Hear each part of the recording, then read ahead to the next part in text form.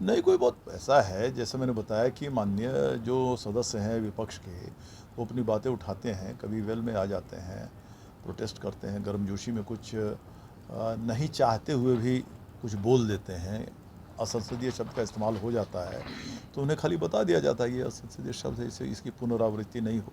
ये जो बिल्डिंग है ये 1912 में बना हुआ है, इसकी कल्पना है आपको? आप देख लें, 1912 की बनी हुई बिल्डिंग है, तो उस समय की बिल्डिंग है। और इसके नीचे पटना, जहाँ पर अभी हम लोग बैठे हुए हैं, ठीक इसके नीचे सोन नदी बहा करती थी, तो वो कभी कभी आ जाती है। उसमें कोई प्राकृतिक, मैं समझता हूँ वो प्रकृति का कमाल है कि इस तरह से कभी कभी हम लोग देखते रहते हैं। नमस्कार, मैं हूं देवांशु। आप देख रहे हैं न्यूज फॉर। बिहार विधानसभा का मानसून सत्र बारिश की पानी की तरह पूरी तरीके से धुल गया। काम कुछ हुआ है लेकिन हंगामा जो है वो पूरा हुआ है। विपक्ष की तरफ से पूरा हंगामा किया गया और आज जब बिहार विधान परिषद का मानसून सत्र खत्म हो गया, उसके बाद बिहार विधानसभा के सभापति का बयान आता है।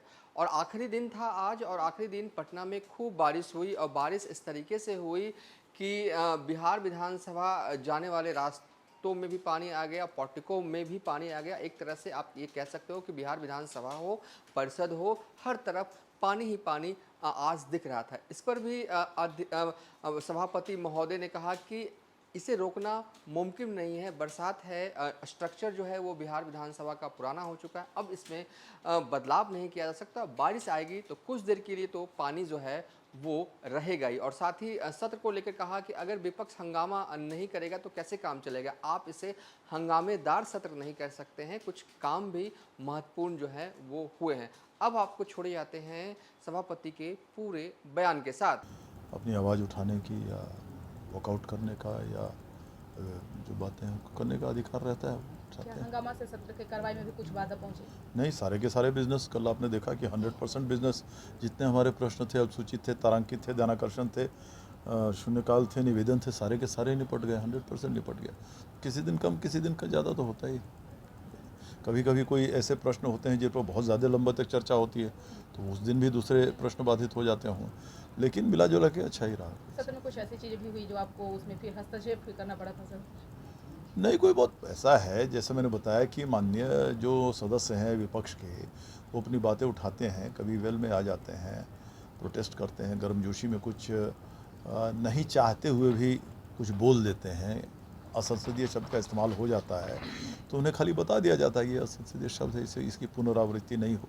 ये तो होता है, इसके लिए कोई बड़ी बात नहीं। आज परिषद का कैंटीन का भी अल्पाहार का उद्घाटन। हाँ, आज उद्घाटन हुआ था। ये एक हॉल था जहाँ खाली था, तो इसकी कमी महसूस हो रही थी। माननीय सदस्यों के लिए एक अच्छी जगह बैठ के वहाँ पर कुछ नाश्ता करना, हल्का अल्पाहार करना शुल्क देकर, इसके बहुत दिनों से बहुत सारे माननीय सदस्यों की मांग थी कि एक अच्छी जगह बैठी होनी चाहिए, तो वो हमने जगह देखा था। वो जगह परित्यक्त ही था, उसके अंदर पुराने अलमारी, पुराने कुर्सी, पुराने ये फेंके हुए रहते थे, तो सबको हटवा के उसको बनवा के उसको हम लोगों ने आज माननीय मुख्यमंत्री के हाथ से उद्घाटन किया है।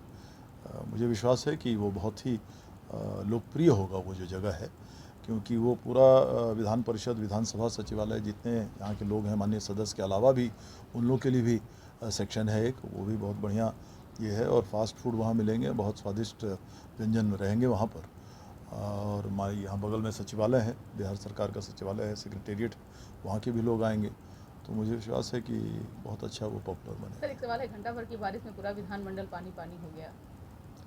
विधानमंडल पानी पानी नहीं हुआ है, उस तरफ विधान, मैंने इंक्वायरी ली है उसकी, विधानसभा की तरफ कोई पुराना पाइप है जो फट गया उसके चलते, तो उसकी रेक्टिफिकेशन आज हो जाएगी, बात वो कल खत्म हो जाएगी। परिसर में पूरा पानी। ये जो बिल्डिंग है ये 1912 में बना हुआ है, इसकी कल्पना है आपको?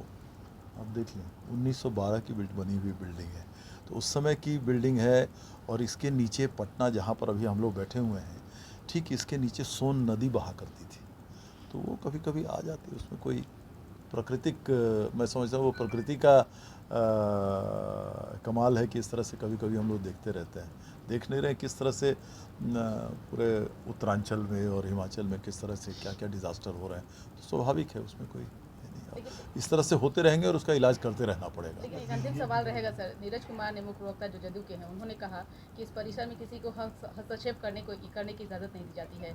तो क्या लगता है सर कि ये ऐसे किस ही- बात में हस्तक्षेप? ये कोई भी चीज़ हो, जैसे पानी की निकासी के लिए भी अगर आप लोग अनुमति देंगे तभी कुछ इसमें निकासी की व्यवस्था की जाएगी, तो क्या लगता है कि सरकार वो तो किसी भी संस्था में, जी जी किसी भी दफ्तर में, किसी भी संस्था में, प्राइवेट हो या सरकारी हो, जो वहाँ का हेड होगा उसकी इजाज़त तो लेनी ही पड़ेगी। और उसको कोई भी आके बाहर से आके रिपेयर कर देगा, आखिर उससे परमिशन लेगा जो वहाँ पर क्वालिफाइड लोग हैं, जो रजिस्टर्ड लोग हैं उसको रिपेयर करने का, आगे जिनको क्या ये इससे दिए। निजात मिलेगा? देखिए, कभी किसी समस्या से परमानेंट निजात नहीं मिलता है, वो उसको आपको करते रहना पड़ता है। धीरे धीरे उसको इलाज कीजिए। कल जैसे मैंने आपको कहा, ये पुरानी बिल्डिंग है, आज उसका इलाज कर दीजिएगा, हो सकता है अगले बरसात में कुछ दूसरा चीज़ हो जाए, कहीं पर कुछ हो जाए, तो ये इलाज करते रहना पड़ता है उसको। उसके लिए ना कोई चिंता करनी चाहिए, ना उससे घबराना चाहिए, ना उसको ये समझना चाहिए कि ये अंतिम समस्या है पूरी ज़िंदगी की। ये पूरी लाइफ की फ़िलॉसफी वैसी है।